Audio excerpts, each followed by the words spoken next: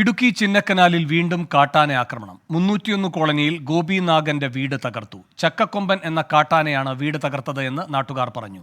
രാഹുൽ വിജയൻ ഇടുക്കിയിൽ നിന്നും ചേരുന്നു വിവരങ്ങളുമായി. രാഹുൽ, എന്താണ് വിശദാംശങ്ങൾ?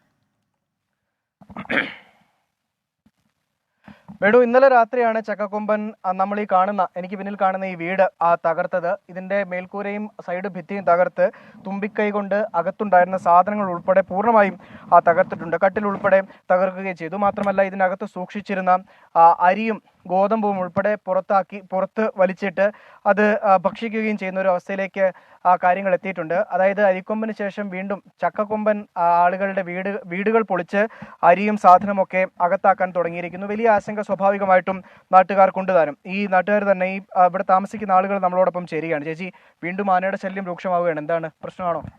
ഞങ്ങളിനി ജീവിക്കണമെന്ന് സർക്കാരിനോട് തന്നെ ഞങ്ങൾ ചോദിക്കുകയാണ്. എന്നത്തിനും ആദിവാസികളെന്ന് പറഞ്ഞ് കുറേ പേരെ ഞങ്ങൾ ഇവിടെ കൊണ്ടുപോയിട്ടിട്ട് ഞങ്ങളെ അന്വേഷിക്കുന്നില്ല. ഒരു അന്വേഷണവും ഇല്ല. ഞങ്ങൾ പ്രാണം കൈ പിടിച്ചാണ്. ഞങ്ങൾക്ക് ഒരു പണിക്ക് പോകാൻ പറ്റത്തില്ല. ഇന്ന് പണിക്ക് പോയതാ. ഈ ആന കാരണം ഞങ്ങൾക്ക് പണിക്ക് പോലും പോകാൻ പറ്റത്തില്ല. എന്താ ഞങ്ങൾ ചെയ്യേണ്ടതെന്ന് സർക്കാർ തന്നെ പറയട്ടെ.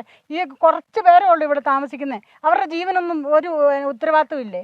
എന്തുകൊണ്ടാണ് ഇങ്ങനെ ചെയ്തതെന്ന് ഞങ്ങൾക്ക് വേണ്ടി മാത്രം, ഈ ആദിവാസികളുടെ കാര്യത്തിൽ മാത്രമാണല്ലോ ഇവർ ഒന്നും ചെയ്യാത്തത്. വേറെ ഒരു നാട്ടുകാരനാണെങ്കിൽ പലയിടത്തും ഇപ്പം വയനാട്ടിൽ തന്നെയാണെങ്കിൽ ഉടനടി കാര്യങ്ങൾ ശരിയായല്ലോ. ഇവിടെ ഓരോരുത്തരെയൊക്കെ ആന എത്ര പ്രാവശ്യം എൻ്റെ കൂട്ടത്തിൽ തന്നെ നിന്ന ചേച്ചി 2010 ആന അടിച്ച് കൊന്നതാണ്. അതുപോലെ പലരും ഇവിടെ ഇപ്പം 6 പേര് മുകളിൽ ഇവിടെ ആന കൊന്നിട്ടുണ്ട്.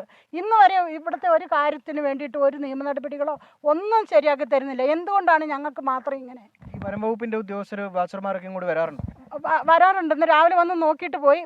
ഞാൻ വിളിച്ചു പറഞ്ഞിരുന്നപ്പോൾ അവർ വന്ന് നോക്കിയിട്ട് പോയി. ഞാൻ പറയുമ്പോഴാണ് വിളിച്ചു പറയുമ്പോഴാണ് പറയുന്നത്. ഇപ്പം വാച്ചർമാരില്ലല്ലോ. ഈ തീ കത്തുമ്പോൾ മാത്രം നോക്കുന്ന വാച്ചർമാർ മാത്രമേ ഉള്ളൂ. അവരുടെ പോലും ഇവിടെ ഉണ്ടായിരുന്ന കുറച്ച് പേരുടെ ജോലി ഉണ്ടായിരുന്നു, അതുപോലും ഇല്ലാതാക്കി ഫോറസ്റ്റുകാർ. എന്തുകൊണ്ടാണെന്ന് അവരുണ്ടായിരുന്നെങ്കിൽ ഒന്ന് അന്വേഷിക്കുമെങ്കിലും ചെയ്തേനെ. ഇത് ഇവിടെ കിടന്ന് ഉറങ്ങുന്നുണ്ട് ആന.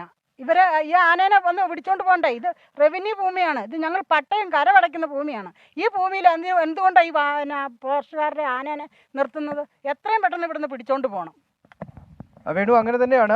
ആന ഇപ്പോഴും ഈ വീടിനോട് ചേർന്ന്, അതായത് ഇപ്പോൾ ഈ പൊളിച്ച വീടിന് തൊട്ട് താഴെയായി ആന ഉണ്ട് എന്നുള്ളതും വളരെ ആശങ്കപ്പെടുത്തുന്ന കാര്യമാണ്. വനം വകുപ്പ് വാച്ചർമാർ, അതായത് ഈ ആന ഓടിക്കുന്നതിന് വേണ്ടി നിരീക്ഷിക്കാൻ വേണ്ടിയുള്ള ആളുകളുണ്ട്, അവർ ഇവിടെ എത്തിയിട്ടുണ്ട്. ആന ഇങ്ങോട്ടേക്ക് കയറി ഓടിക്കാൻ വേണ്ടിയുള്ള ശ്രമം അവിടെ നടത്തും എന്ന് പ്രതീക്ഷിക്കുന്നു. എന്തായാലും ഈ വീടിന്റെ അവസ്ഥ പരിതാപകരമാണ്. വീടിന്റെ മേൽക്കൂരയൊക്കെ പൊളിച്ചിട്ടുണ്ട്. ഇന്നലെ ഈ വീട്ടിൽ ഈ സംഭവം നടക്കുന്ന സമയത്ത് ആരും ഇല്ലാതിരുന്നത് വലിയ ആശ്വാസകരമായ ഒരു കാര്യമായി മാറിയിട്ടുണ്ട്. കാരണം വലിയ അപകടമാണ് ഒഴിവായത്. ഈ വീട്ടിലുണ്ടായിരുന്നവർ ഇന്നലെ അടിമാലിക്ക് പോയതുകൊണ്ടാണ് തലനാരി ഇഴക്കി അവർ രക്ഷപ്പെടുകയും ചെയ്തത് എന്ന് പറയാതിരിക്കാൻ കഴിയില്ല. വലിയ ബുദ്ധിമുട്ടിലാണ് ഈ 301 കോളനിയിലെ ആളുകൾ താമസിക്കുന്നത് എന്നുള്ളത് ഒരു വസ്തുതയാണ്. രാഹുൽ വിജയനാണ് ഇടുക്കിയിൽ നിന്ന് വിവരങ്ങളുമായി ചേർന്നത്.